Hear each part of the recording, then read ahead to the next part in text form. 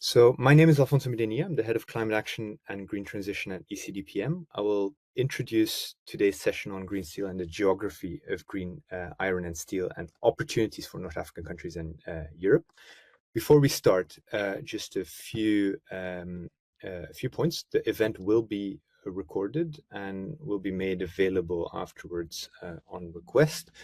We also encourage you to react and share your questions throughout the webinar using the chat or the Q&A function. We will monitor and then bring that back into the conversation.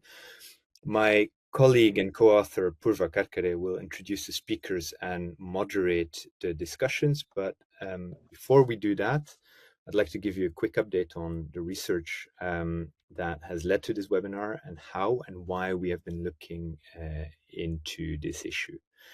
So the webinar is based or sort of follows a study that can be found on our website.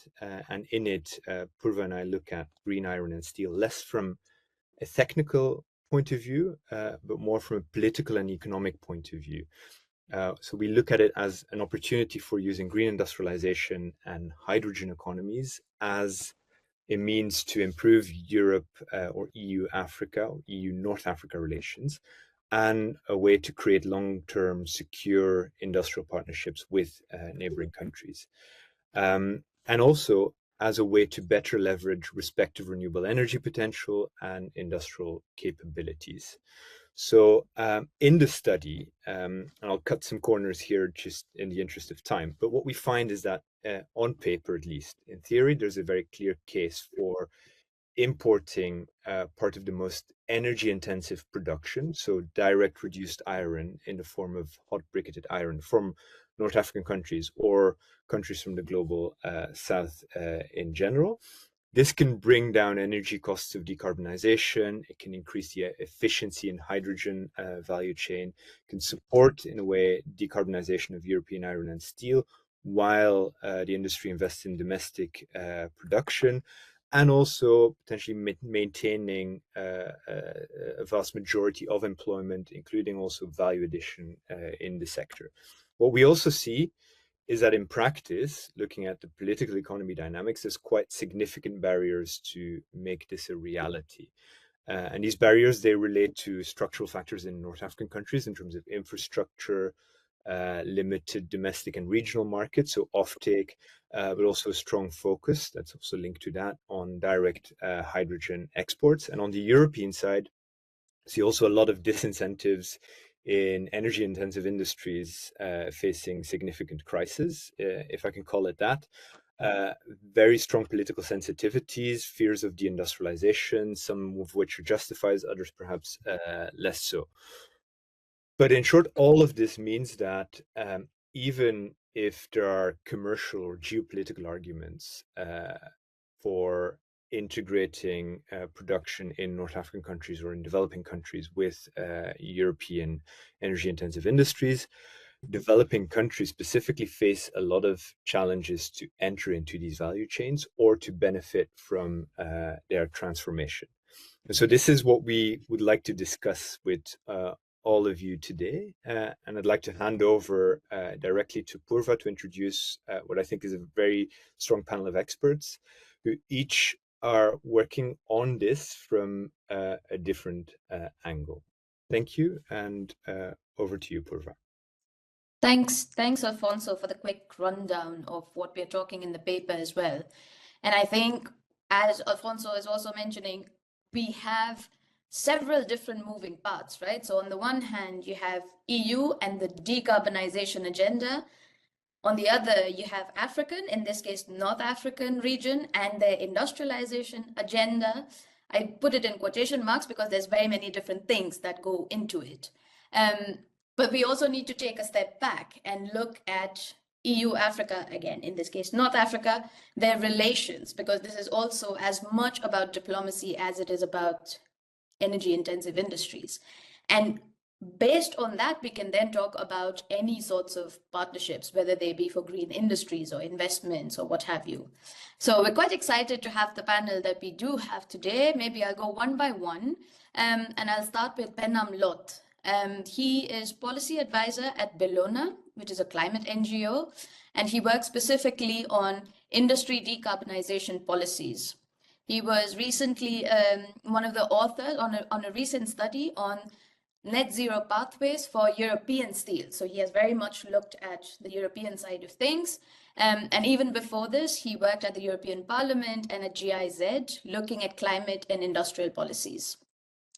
Next, we were supposed to have, and I hope he can still join us, Surush Basirat, who is energy finance analyst at the Institute of Energy Economics and Financial Analysis, AIFA, which is based all the way in Australia. And he is going to, I hope that he can still join us all the way from there, because he looks at the global steel industry, focusing very much on the MENA region, Middle East and North Africa, looking at technological transitions and the sort of opportunities it creates as well as barriers. We have Richard Smith, who is policy advisor for global energy transition at E3G, which is a climate think tank based closer to home in Brussels. So, but he looks at the EU and how it can use its relations with partner countries to try and accelerate the global green transition. He's leading the work on North Africa specifically. So he's really well placed to draw some of the lessons on energy cooperation and what that could mean for energy intensive industries and cooperation therein. We also have Zafar Hussain, who is hydrogen project lead for Africa at Agora Industry, another climate think tank. And Zafar focuses very much on energy, circular economy, and water nexus. And recently he led a study on industrial value chain transformation, looking specifically at hydrogen economy opportunities in the global south. And his geographical focus is on sub-Saharan Africa, but also on the MENA region. Just a final word, as you may all have noticed, we do have a panel of men. It wasn't necessarily by design, but it was also not by chance. As you can see, they clearly are very well placed to speak about the things that we will be talking about. But maybe just to give a shout out to all the women out there working on energy intensive industries and decarbonization. Okay, but so while we wait for Surush still, maybe I'll start with you, Behnam.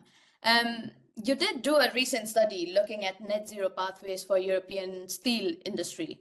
So maybe you can start by laying out sort of a landscape of what is at stake when we talk about the iron and steel industry in the EU. What are some of the main concerns, or where's the conversation at in policy circles?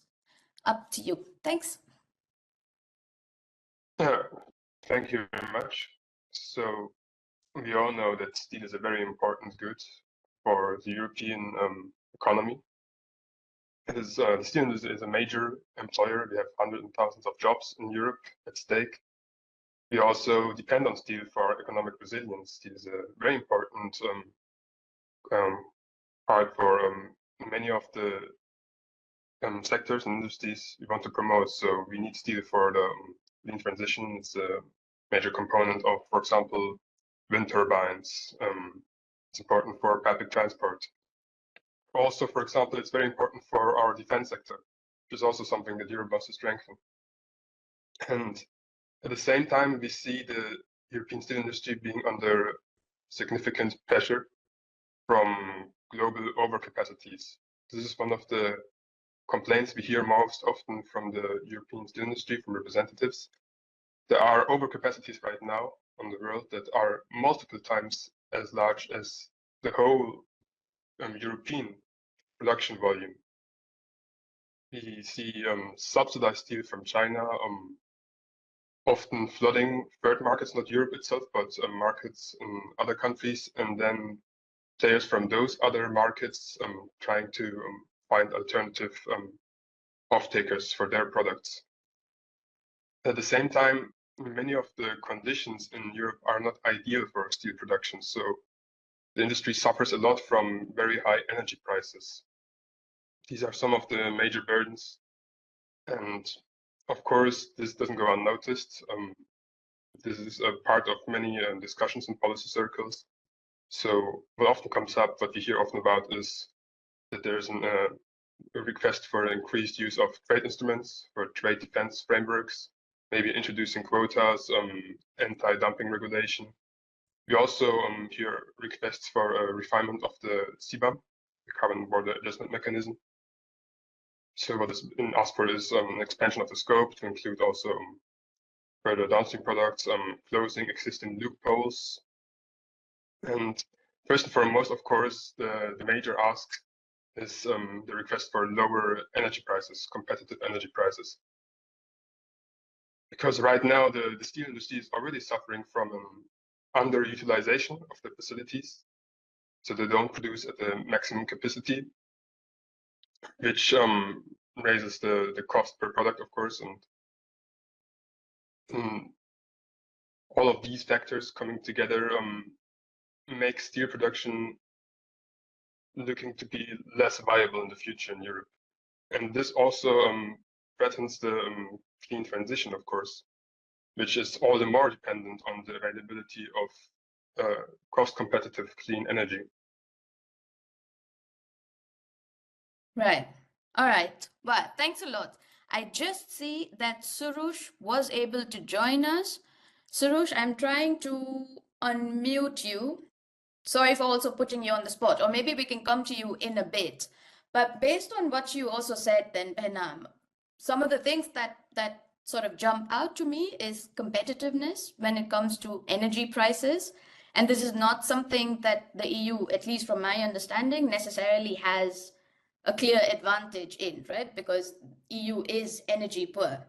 And what you're also saying in terms of trade instruments, but these trade instruments can be used not just for defensive purposes, so putting up quotas or having tariffs, but also for partnerships. So maybe, Surush, while you settle in, we can go directly to Richard. This talk here is about energy intensive industries.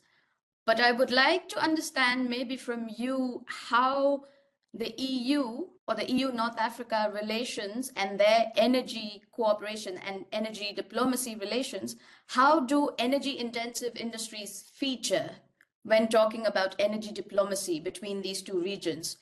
Do you see any kind of, well, clearly there are opportunities and barriers, but I wonder if you could reflect on those based on your own research, which was on Egypt and Algeria. But maybe you can also draw lessons from other countries. Thanks. Yeah, happy to, Paul. Sorry if I'm losing my voice a little bit. This winter weather is getting to me.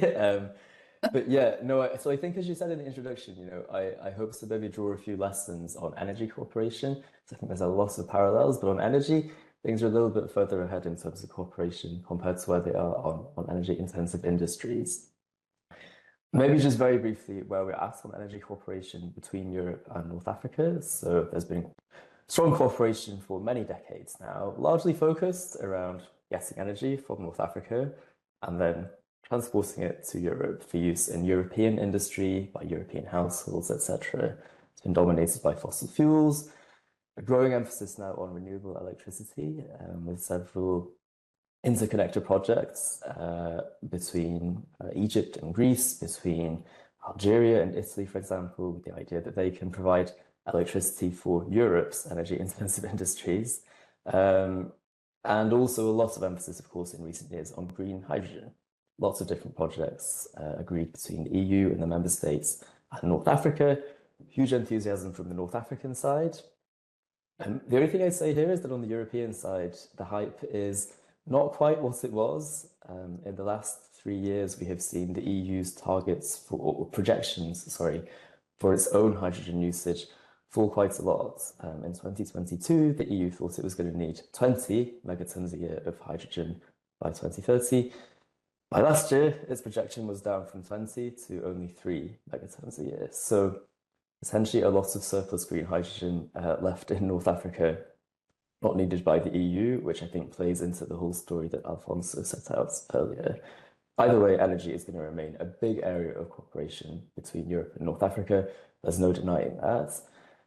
In terms of moving this cooperation conversation, excuse me, beyond energy onto energy-intensive industries, as I said, this is still in the early stages at the moment, but I do think that everything I just set out on energy sets a really good foundation for greater cooperation on just energy, but on energy-intensive industries. Hugely underused renewable generation capacity in North Africa. I think according to Irene's estimates, less than 1/3 of 1% of all the solar and wind generation capacity in North Africa is currently used. That's even only assuming that 1% of the land of North Africa is used for renewables. It's quite a conservative estimate. So, you know, a lot of generation capacity. And of course, as Alfonso said at the beginning, unlike with electricity and hydrogen, when you sell these to Europe, you have big losses, you know, transmission losses for electricity, hydrogen, compressing it, etc. If you are making green iron and steel and shipping those to Europe, well, unless they fall off the boat or something, you don't have any losses, right? So it's really good opportunities to move up the value chain for North African countries. So I think we're clear on the opportunities. You also mentioned, if I could reflect on some of the barriers that we've seen on cooperation on energy, and I think really all of these are transferable to energy-intensive industries. Really, the big thing, the big hurdle, as with many things in life, is around money. We just need more money to flow from European investors into North Africa, right? That is just fundamentally, I would say, the big blocker here, because, you know, as Alfonso says, how and as Benon touched on as well, there is huge incentives for both sides to get this working. It's just about the money flowing. So on energy transition, there's been some really important lessons on boosting investor confidence. It's been very clear that once you can start to boost investor confidence, the capital starts flowing more easily. One really nice example there is Morocco, where the cost of capital for solar projects in Morocco is now down to 7%. This is compared to a much higher 11% in Algeria, because Algeria was a bit of a later mover on solar generation. And I think it's nice to see that, you know, as Morocco has put in place a good regulatory environment, it's convinced investors that it's a stable place to invest in. The cost of that financing has really come down. And I think that's something that, again, by boosting regulations, by supporting skills training, etc., cooperation between Europe and North Africa can really help create a better financial environment for investments in energy-intensive industries. There are a couple more tools from energy cooperation, which I think offer ways to overcome some of the barriers. Another one I'd say is the EU's own financing tools. So the EU has various tools, for example, the Global Gateway Initiative, which can provide guarantees for private sector funding to help make that more or less risky for private investors. One thing I think that's really important from the energy space, which needs to be transferred to the energy-intensive industry space, again, this is to overcome the barrier of low investor confidence, is the need for the EU to provide very clear demand signals. So if we want investors to support energy-intensive industries in North Africa with a vision of at least some of those products being exported to Europe, Europe needs to be very clear about how much of those products and what type of products is it going to want to buy. The EU has not always been very clear on this. If you look at gas right now, many North African actors have little idea of this sort of impending complete drop-off of EU gas demand, for example. The EU hasn't been very clear about hydrogen either, necessarily. I mentioned before the dropping projections. And then finally, if I could just mention a few more things just to overcome, some of these hurdles, get the momentum going. Just a couple of things, which again, I think I would cite the 2022 EU. But I mean, if I can just cover, go on. Yeah.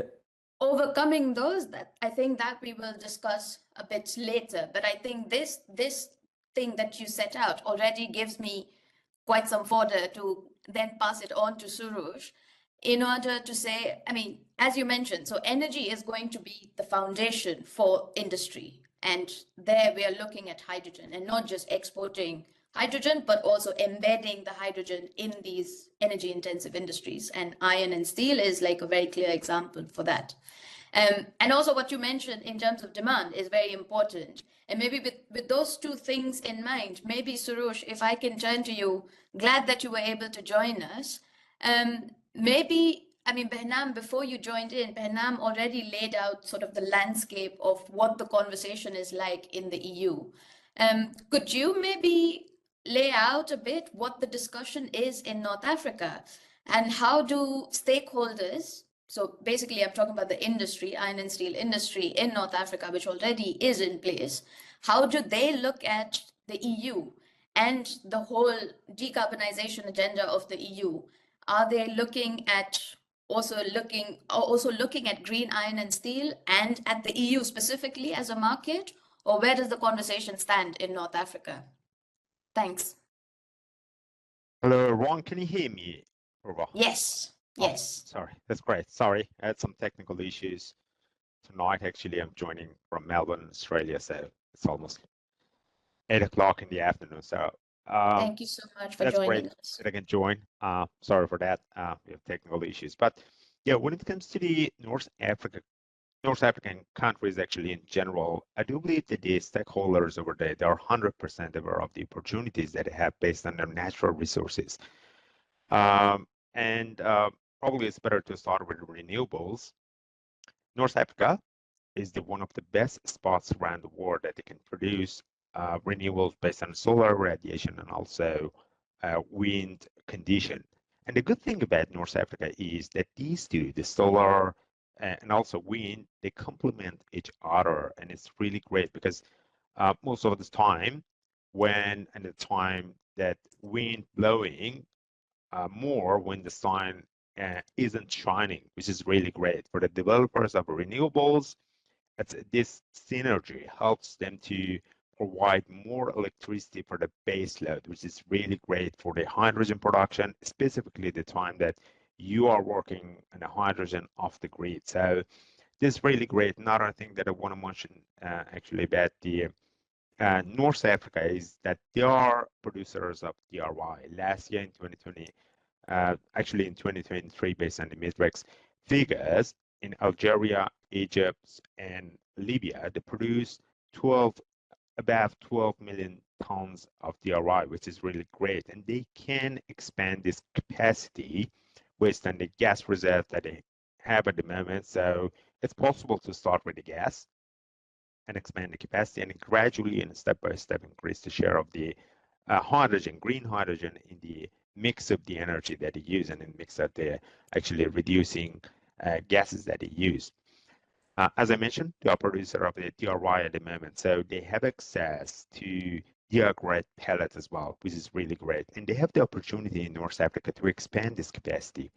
Mauritania is the iron ore miner in the North Africa area, and they have an opportunity to expand the capacity. Last year, they produced 14 million tons of iron ore, and they have a plan to expand the capacity, and they have a plan to produce iron ore pellets in North Africa, which is really great. For the shorter term, they can rely on these, iron ore supply to produce a pellet, and which is the basic raw material for producing DRI. In the longer term, probably even they can rely on the West Africa countries, like we have a large untapped iron ore mines in the west side of the Africa. Probably the most important one and the biggest one is the Simandou in Guinea.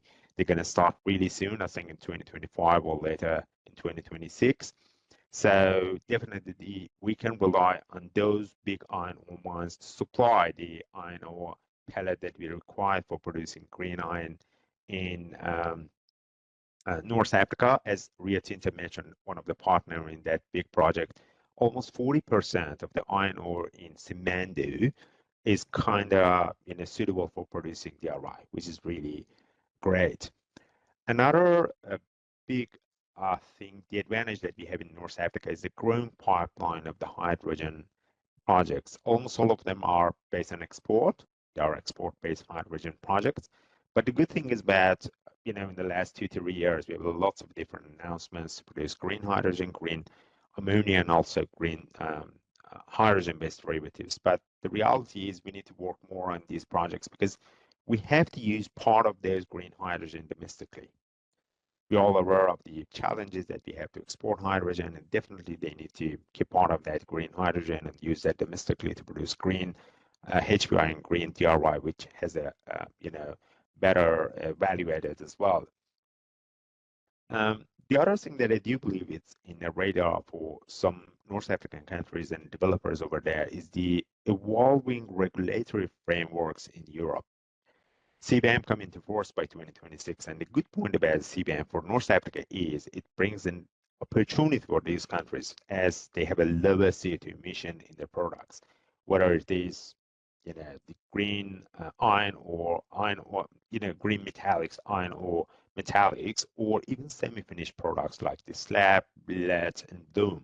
So with the lower CO2 emission in the products, they have a better opportunity to export these materials to EU, as they may need fewer CBAM certificates for exporting these materials to the EU area.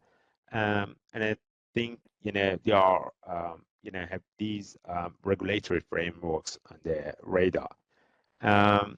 Another thing is, I do believe with all these items, North Africa has all the different components which is required for green iron production and exporting part of that to the EU.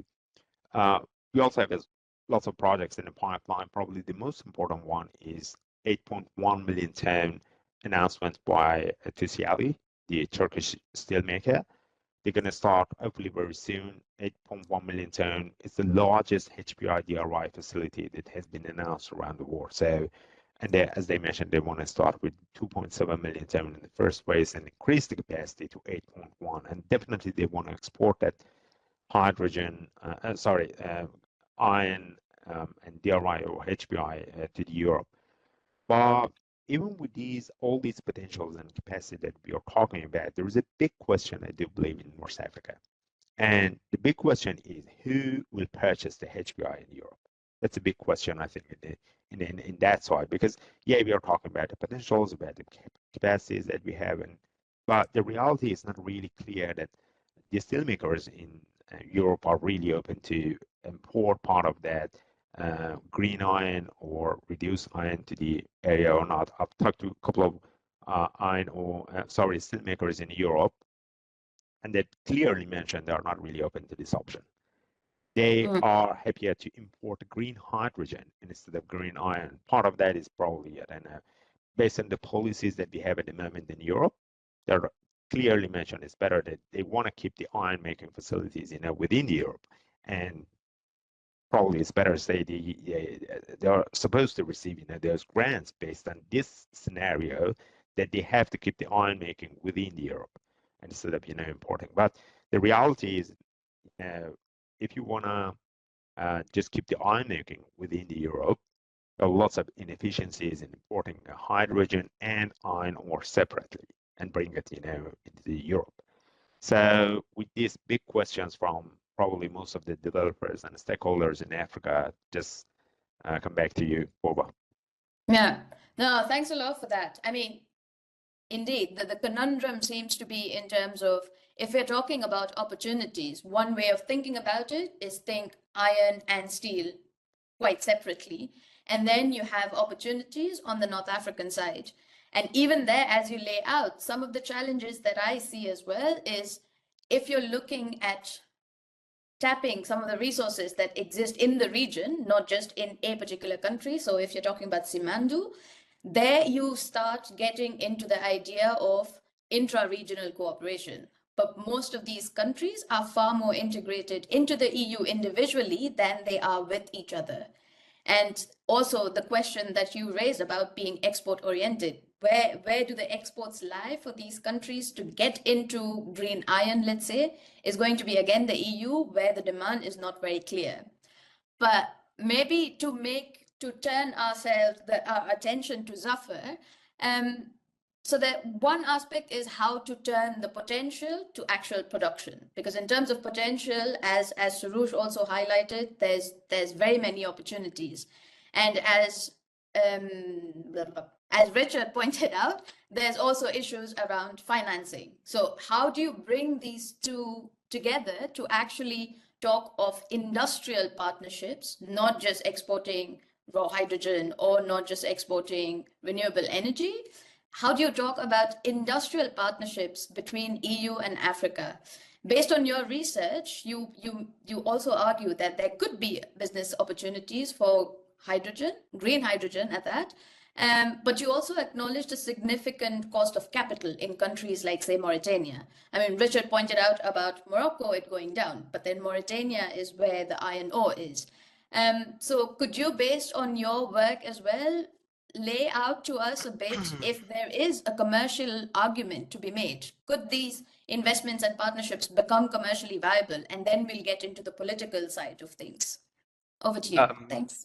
Yeah, for sure. Thanks. It's a great question. And the other speakers on this call have already made some really good points. So I'll try and not repeat what they've been saying already. I think when we think about industrial partnerships between the EU and African countries, it's, yeah, sometimes seen as a little bit something that's aspirational, but I think it's not only realistic, but a strategic necessity actually to enable the global transition.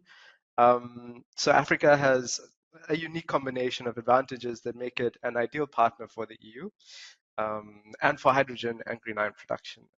For the EU, on the other hand, it brings the demand, brings financing and technological support to make this work. But as you mentioned, there are some key challenges that we need to overcome, especially on the financing side that many of the speakers have already mentioned.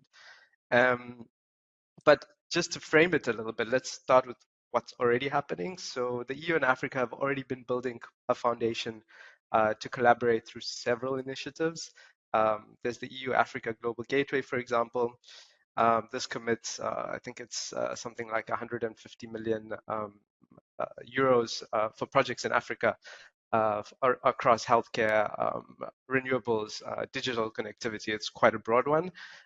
Then there's a more specific Africa EU Green Initiative that focuses on renewables deployment. It's still quite early phase and it hasn't really achieved much, but for early phase, I think the intent is to deploy 50 gigawatts of renewables on the African continent, which Africa sorely needs. More specifically, Morocco has several agreements with the EU. South Africa is working with the EU through the JETP. So the frameworks are already there. These are real, they're happening, and it's not too difficult to then move forward to specific industrial partnerships. And specifically for Africa, it's a very compelling partner for the EU for three different reasons. The continent has abundant renewable energy resources, like the other speakers have mentioned, as well as space, and that's also critical. It's got access to not only these renewables, but also raw materials that the EU needs. It's not only green iron, but rare earth metals and other metals needed for critical raw materials that the EU will need for the energy transition. And when we talk about North Africa, also geographical proximity. So taking all this into consideration, our analysis that you mentioned was published recently in our policy paper, which we titled Industrial Value Chain Transformation. So in this paper, we looked at the techno-economics that I'll touch on now a little bit. We tried to outline what a win-win scenario based on those numbers could look like for both sides. And then we also looked at project implementation and some policy recommendations to de-risk these projects to enable the implementation. Obviously can't go into every single point right now, but at a high level, so our paper looked at ammonia and green iron. The countries that we looked at in the African continent were Morocco, Mauritania, and South Africa. And so when we talk about green iron, what we looked at was a 2040 timescale, so a bit future forward looking, because realistically it would take some time also to implement these projects. On a 2040 timescale, compared to, and what we did was we compared these producer countries to an importer region, and for that we used Germany. Our analysis showed that for countries like Morocco and South Africa, they can deliver, so produce, transport, delivered price of delivered direct reduced iron, or HBI actually, for as low as 570 to 600 US dollars per ton.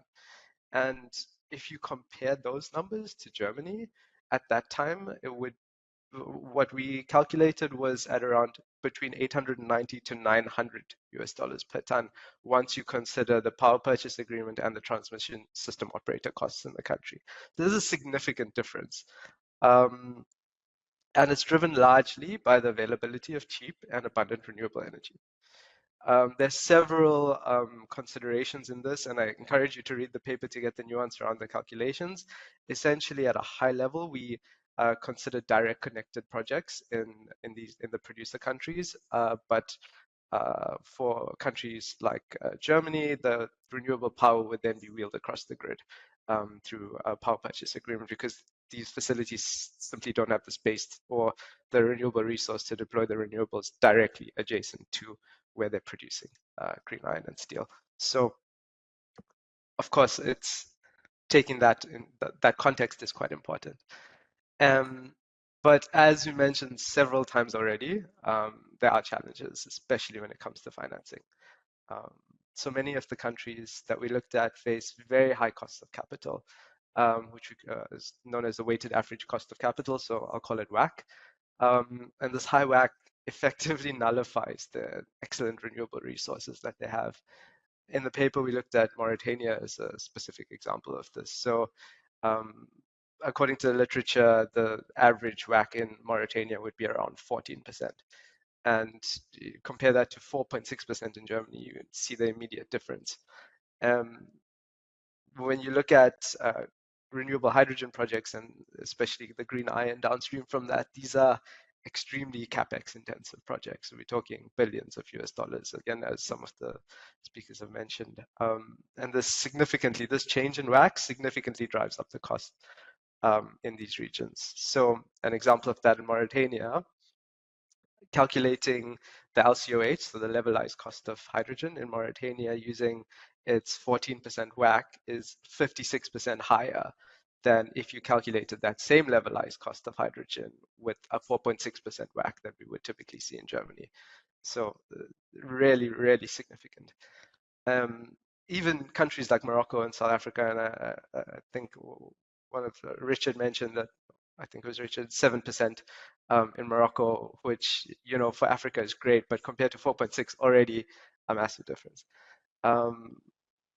So we then looked at, okay, so the WACC is really high. We need to de-risk projects. What tools are available to de-risk these projects to provide the investor confidence? And Richard again mentioned some excellent tools, and I won't really go into too much detail there then. We'll come to them after. Yeah. But the kind of central and the first hurdle that needs to be overcome is the demand. So the best way to de-risk a project is through long-term secured offtake agreements. And that's pretty unanimous when you talk to any developer anywhere. And once you get that, then you can, well, what that does is it allows you to predict revenue over a period of time. And once you can do that, then already your perceived risk for investors lowers, and you can reduce your financing costs. So any partnership with the EU and Africa the EU basically should provide very clear demand signals that can assist then with those long-term offtake agreements. Again, something that's been mentioned. There are the different kinds of risks that can be reduced to also reduce the risk in these projects. So technological risk, country risk, these can all be done in country, but that offtake, that contractual risk sits outside of what producing countries can actually do themselves. So yeah, just taking that into consideration, then we could imagine a future where countries like Morocco, like Algeria, like Mauritania, South Africa, produce green hydrogen, produce green iron, and other products required for the energy transition. I'll talk about that in a little bit later, by secured EU offtake agreements, and both sides can effectively win from such a situation.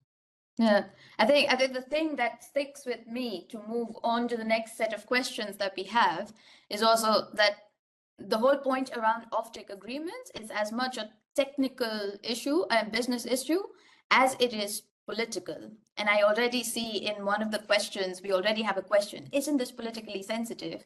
And just to say, yes, very much so. So the next round of questions, we're going to focus more on the political side of this. And Behnam, maybe I come to you again.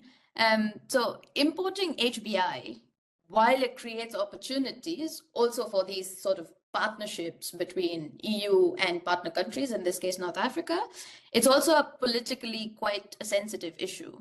So especially because there's also fears, whether they are founded or not, of deindustrialization on the EU side.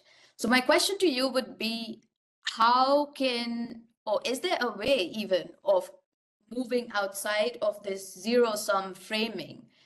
Because as you mentioned in your earlier intervention as well, there is an issue around overcapacity, and especially coming from the Chinese side, and then other markets looking for alternative export destinations. So my question would be, if importing HBI is a clear way of decarbonizing the European steel industry, can we do it in a way that also does not get into this whole conversation around deindustrialization? Do you see a way out? And if so, how? Thanks. Yeah, I would fully agree with you that any policies affecting the steel industry, it's a delicate issue. But maybe there is only one way out, and that may be the way of exploring new options for energy-intensive steel production. So we are all aware the steel industry is a massive local employer, and no politician wants to be responsible for thousands of people being on the street and protesting their policies. We already saw, like 10 years ago, how the steel industry was successfully blocking or delaying the strengthening of the EU ETS. So in this context, there is oftentimes limited appetite from the steel industry to invest outside of the EU and risk jobs in the EU, or maybe there's also fear for a loss of autonomy. But we have to keep the policy framework in mind that the EU has opted for. So we will see the phase out of free allocation, and we will see the introduction of the CBAM. So in the future, those who will be able to produce steel at cost competitive prices, green steel, those will have an advantage. This is the way the EU has opted for. And we cannot neglect that the major bottleneck in the EU is the lack of energy, lack of renewable energy, and also therefore the lack of low carbon hydrogen. Mm-hmm. And other countries are aware of that as well. This does not go unnoticed. So we see lots of activities, for example, in Brazil or in Australia as well. Suraj can surely confirm that. Industries or countries aiming to attract steel production. And we see it also in China. We see China grazing the global market for high quality iron ore, which is a raw resource and also desperately needed for the low carbon DRI steel production. So in order to stay competitive, the European legacy steel industry has to explore other options for new sites where their steel production, or let's say their iron production, could be done in, with more favorable conditions.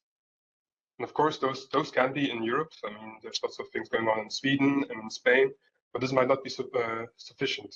So it is a worthwhile question to ask whether it may be a net benefit for the EU to enter cooperations with North African countries. Now, I've mentioned it before, there's the fear for loss of autonomy, sure, but the European steel industry doesn't act in isolation at this point already, right? We have heard it before. There is already an import of iron ore and import of coal right now. If we would switch to DRI-based steel production, there would be an import of gas as well, maybe from the US with high leakage rates. And also ask the question whether it is strategically wise right now to become more dependent on the US. And there's also there are plans for the import of hydrogen as well, which is also a complicated issue because it's not that easy. And by the way, the import of all those goods comes with a lot of emissions as well. So it might seem like a very attractive option actually to, instead of importing all those goods separately, have the production of the iron take place in North Africa. And this could be a lifeline for the European steel industry, because when strategically outsourcing, or let's say nearshoring this part of this steel production process, this might allow them to stay cost competitive while still retaining the majority of the value chain and the major share of the added value in Europe, importing the hot briquetted iron and then finishing the steel production process in Europe. The facilities that are already there, the steel sets that are already there. Europe has a great there's a great amount of electric arc furnaces already, mostly focusing on scrap, but could work also with hot briquetted iron. And yeah, yeah, I can also finish here. yeah, no, please go ahead. Sorry, I thought you.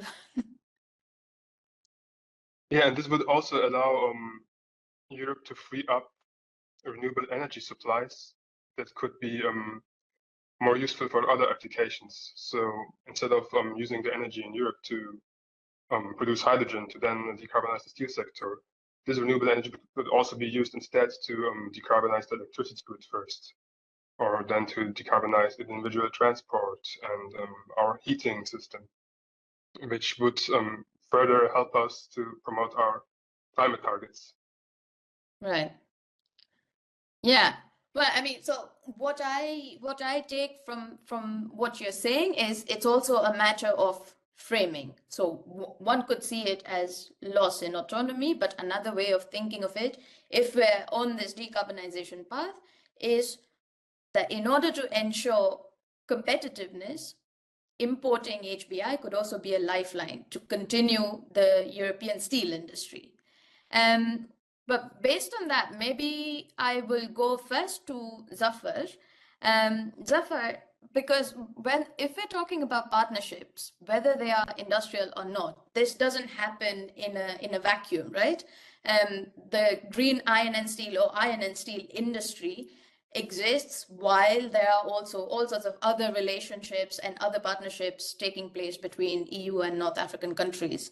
And there are several points of tension. We haven't really mentioned those here, but yeah, we can talk about migration, peace and security, or in terms of financing, whether that relationship is quite transactional or what have you.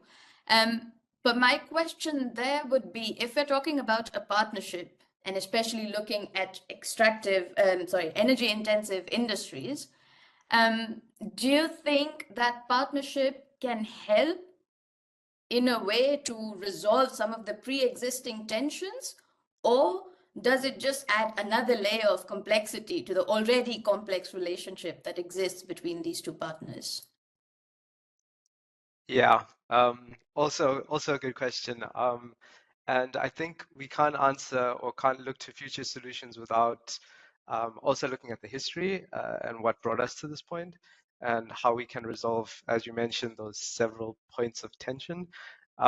It's quite a diplomatic way of describing the largely unequal and extractive practices that the African continent's been subjected to by the global north over its history. It's as a result of this, it's created these legacy of extractivism that's, created patterns of dependency. There's mistrust today, and it's still there, not only at government level, but also down at population level. So any kind of partnership that's being announced is already viewed through this lens of skepticism. But if we design partnerships correctly, there's definitely a scope for that to bring benefit to the continent, and it needs it as well. So Africa, as I mentioned before, is rich in critical raw materials. It has platinum, cobalt, rare earth materials. South Africa alone has over 90% of the platinum group metals in the world. It's critical for thermoelectrolyzer technology. It has vanadium, chromium. The DRC, I think, has over 70% of the world's world's cobalt, or at least supplies 70% of the world's cobalt needed for batteries. And there are many, many other countries with CRM reserves. So it's not only Africa's renewable potential, but also these resources that make Africa a strategic partner for the entire clean energy value chain.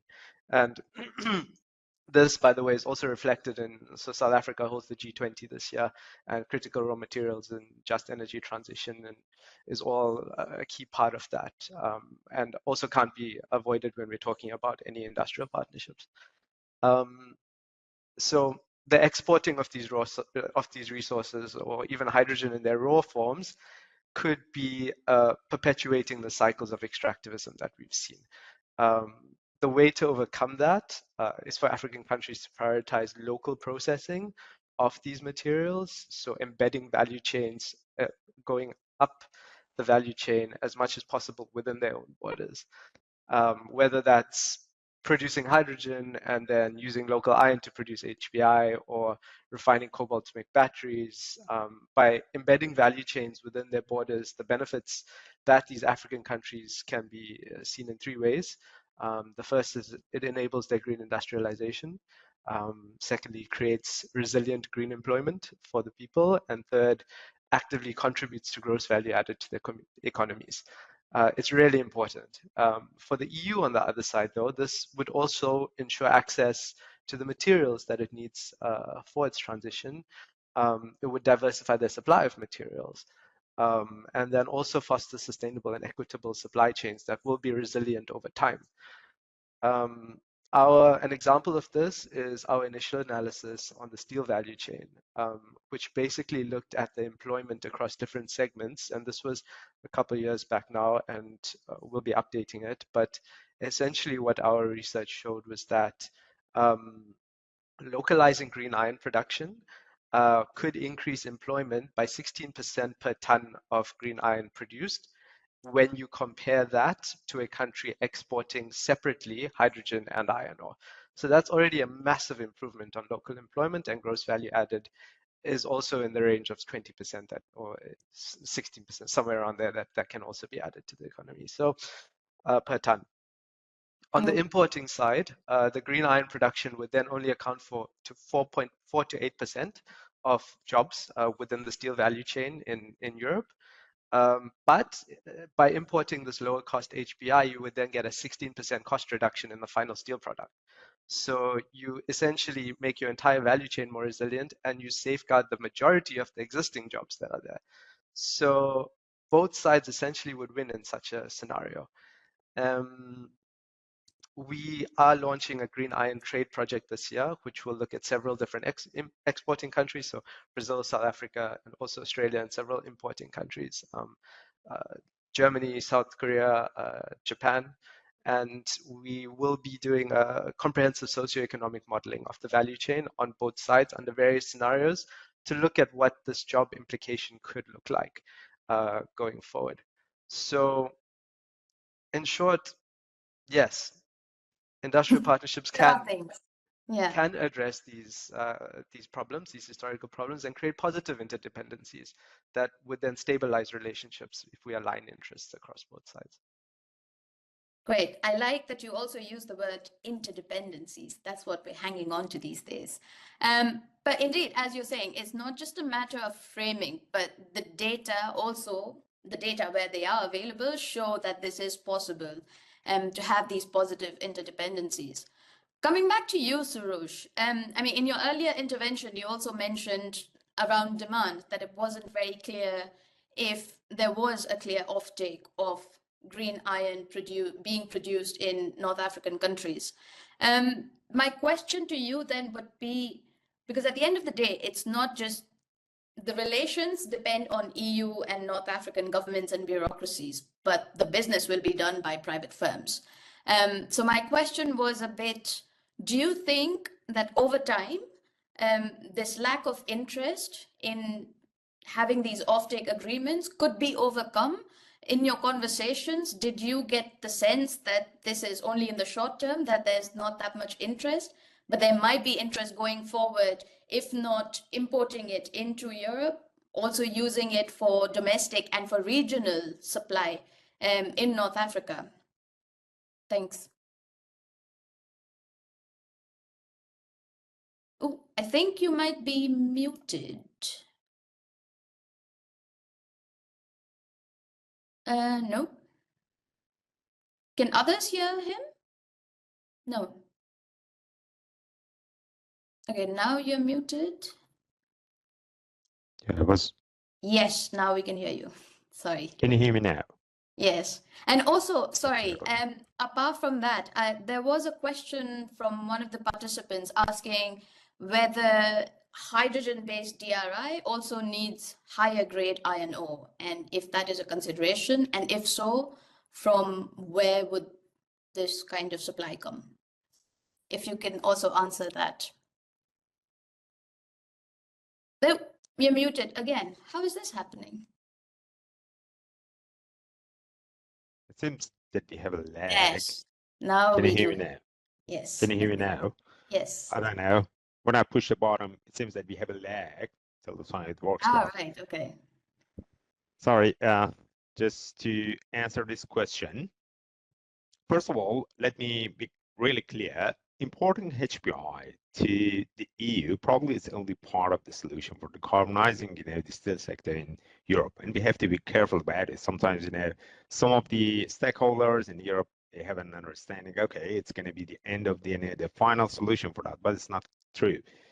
The thing is, I do believe probably, during the time with negotiation, between the steelmakers and probably the policymakers in Europe, we have to understand that we need importing HBI from the locations where they have a better, market, when it's possible to produce the HBI, in a cheaper price. And I think we need to adjust some of the policies that we have at the moment. I don't want to repeat, the challenges that we have again and again, substantial upfront capital costs, which is really significant, offtake agreements. But we have some, examples that shows us there is a possibility that we can start, some of those projects at a smaller scale. Let me just go to the point and with one example. We have one good example at the moment in Namibia, the High Irons Ushwelia project. That's one of the best examples. Instead of going for the gigawatt scale plants, which cost $1 billion, we can start from a smaller scale. This specific project in Namibia received $13 million from the German government. And they're going to start the pilot plant only with the capacity of 15,000 tons per year for green iron, and it's 100% green because they're going to start with based on hydrogen. So it's great. For the second phase of this project, they're going to increase the capacity for 200,000 tons. And the good thing about the second phase is they have already signed the offtake agreements with the German company, which is really great. So it shows we can start, from a smaller scale, which probably solve part of the big problems that we have with financing the big and larger scale, projects at the moment in Europe and in North Africa as well. So I do believe there are some opportunities, but definitely, again, we need to involve the governments as well. At the moment, when it comes to decarbonizing the steel sector within the Europe, we're talking about billion euros grants. All the biggest steel makers, ThyssenKrupp, ArcelorMittal, Salzgitter, they all, supposed to receive that money for transition, from BF-BOF to DRI-EAF. If it's the case, we want to just shift part of the value chain to North African countries. We definitely need some grants for that. I don't want to say we need $1 billion. Probably the same thing going to happen, same as Ushwelia project with $1 million investment, initial investment, and after that we can increase the share of those grants. But anyway, it's not possible to start kickstart those green iron projects without the support from the EU. I think just I don't want to repeat the problems and the answers, but I do believe when it comes to commercial scale, again we have multilateral development banks in both sides in Europe. We have the European Investment Bank. In Africa, we have the African Development Banks. Probably they can co-finance some of those projects together as an idea, to mitigate the risk related to the big, investments and the value chain, the whole value chain for green iron production in North Africa. Another good example, I think, is the recently, it was, I think, end of 2024, that SNIM was successfully receiving the money in the form of loan from African Development Bank, $150 million for expanding its capacity. And they're going to spend that money for producing iron ore pellet, plus, investing on renewables as well, which is really great. So these are the signs that it is possible. We have to start with from the capacities that we have at the moment in both sides, in North Africa and also in Europe. And again, just back to your question about the quality of iron ore, definitely is one of the biggest challenges that we have. But the reality is that lots of projects and lots of different factories and iron ore miners are trying to increase the capacity of the high-grade iron ore. I want to start with Vale, Brazil. They are 100% focused on increasing the quality of iron ore that are mined in Vale in Brazil, and definitely they can support part of the high-grade iron ore that we need.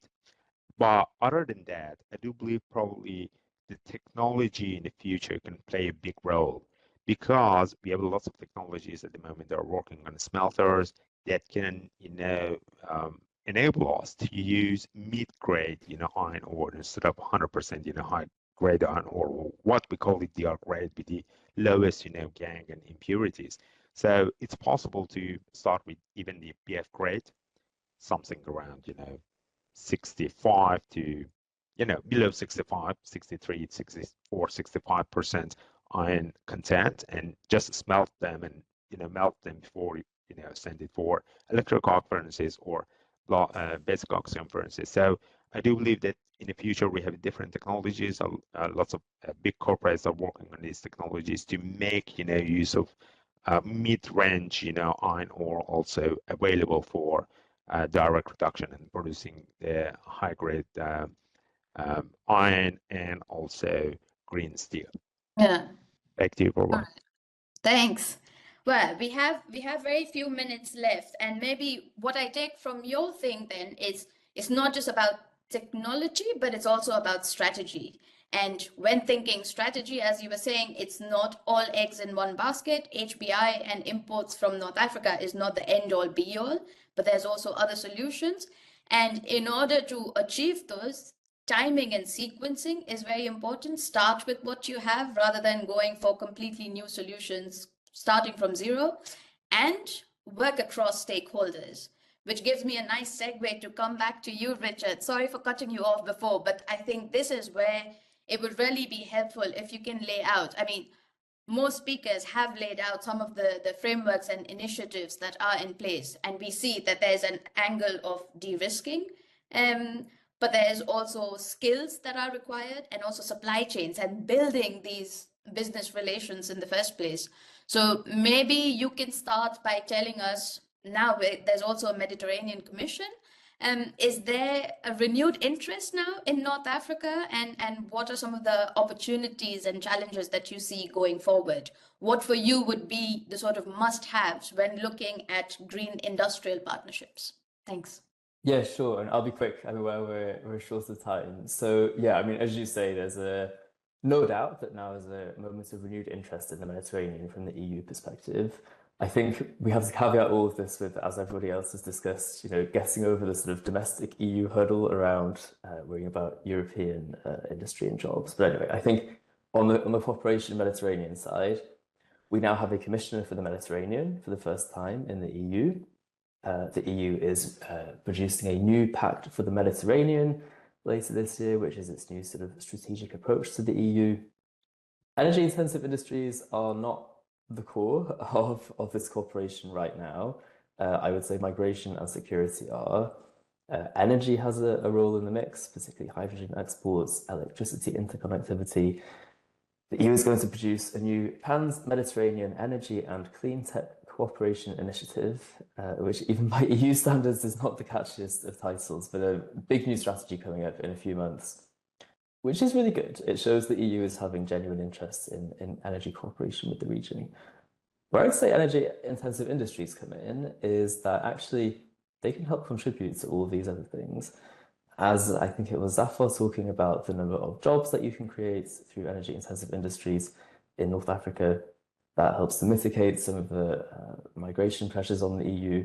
support the macroeconomic and political stability of North African countries, etc. Like, I do think we have to look at this through the sort of current EU lens, which is quite hard-edged on security, migration. Whether we like that or not, I think that is the lens through which we have to view this. So in terms of, you asked, what are the sort of key components of an ambitious green industrial partnership? Yeah, I think we've covered a lot of these already, but I think, taking lessons from energy, again, I think we can transfer a lot of these. I think full transparency on how much the EU is willing to buy, the offtake agreements, the larger scale projections are absolutely critical. Clear financing mechanisms, absolutely. I would mention something I don't think has come up so much so far, which is on regulation. So that means both supporting countries with developing their own regulations, but also making sure that anything that North African countries want to export to the EU meets EU import regulatory requirements. That's key. If you can tap into the EU single market, that's that's huge. I think again it was Zafar touching on, partnerships have to deliver local benefits. That's absolutely critical. What we don't want is something, as we've seen with the fossil fuel industry and all the history before that, this extractivist approach of go in, take the resources, lots of benefit for the EU, no benefit for the local people in the area these resources are coming from. So I think making sure that there are local benefits is key. I do think this is where energy-intensive industries can help to generally bring local benefits, as concerns hydrogen, rather than all this hydrogen just being shipped off to the EU, using it domestically, building up the value chain, domestically providing jobs. I think energy-intensive industries are actually the key to bringing local benefits, and I think we need to really double down on that. This brings real benefits for the North African side. I think both sides need to keep talking about what works for them. Right now it's clear that there's not a huge amount of appetite, if any, on the EU side to import very much green steel from North Africa. We have to be realistic about that and see then, maybe it's very, very unrefined products, which is what the market's for, okay, and that can evolve. But yeah, lots of different things there. And one final thing I was just going to say before, just to finish off, is a lot of this stuff on cooperation, a lot of this thinking has already been done and is really adaptable from energy cooperation. Well, there's a couple of really neat things just from the 2022 EU-Egypt deal on hydrogen, which I thought were just really nice examples of easy ways of smoothing this cooperation and getting things going. One of them was a process to map European financing instruments, European finances, public and private sector, with projects in Egypt, this was specifically, different countries for energy-intensive industries, perhaps. But, I thought this type of thing, mapping project, very easy, win-win for both sides, right? Creates these sort of positive interdependencies. And the second one was work to set out regulatory harmonization to make sure that people have easy access to the EU market. Like, I think a lot of this is about money, but there's also lots of little sort of neat things that the EU and North Africa can work together on to get this going a bit faster. Right. I'll pass back to you. Thanks. No, so I mean, what I take then from that is there's no need to reinvent the wheel, right? A lot of these things have been done. It's about mapping, it's about harmonization, things that you can do without throwing money at the problem, which I think is also quite a positive note to round off this discussion. I mean, in terms of questions, there was 2 that had been asked, and I hope we have answered them. And if not, please do send us emails. We are very open. And I hope we not having more questions did not necessarily mean that we bored you, but that we covered everything that you ever had in mind. With that, I'll pass on to Alfonso. Thanks a lot. Thank you so much, Purva. And I won't keep you much longer, but I just want to say I think the discussions were really, really interesting. And to me, what came out of the conversation was that there's a really clear understanding of opportunities in terms of mutually beneficial partnerships. And I think that all of the speakers set out a very fine-grained case that is both commercial and geopolitical in terms of green iron and steel between North Africa and Europe. But what I also take from this is that there's really a need to change the conversation on energy intensive industries in different ways. And I think politically sensitive or tense was mentioned quite a few times. And I think first way to really do this is this recognition of that the ETS and CBAM pathway for decarbonisation, it requires new forms of energy partnerships, and doing it like it has been done before will not cut it. And I think it's very clear that energy intensive industries in that conversation need to be put much more at the core. I think the other point that I really take from the conversation is on the question of dependencies and loss of autonomy. And I think part of the way in which conversation is held can also be changed by sort of looking at iron and steel as one sector in which the European Union can actually take more control of its interdependencies in a positive manner. I think that's also something that came out quite clearly. So concretely, and then in terms of the specifics, I think very clear conversation on the absolute need for demand signals, offtake agreements.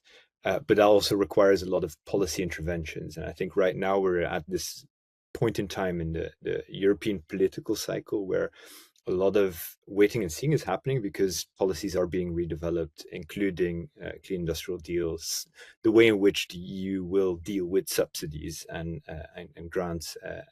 So I think that creates also mixed incentives and potentially also this sort of form of short-termism, which leads to fear being the dominant sentiment. So I think financing and de-risking instruments really need to follow industrial policy signals and a clear sectoral pathway that includes this sort of more outward or inclusive look at the sector. And I think the conversation today to me was incredibly insightful, and we are also at ECDPM taking this further in a number of projects that we have on energy intensive industries, green industrialization, between Europe and African countries. So we have quite a lot more to come in the first half of the year, and we'd love to involve all of you in that. With that, thank you very much for your time and for sharing your insights.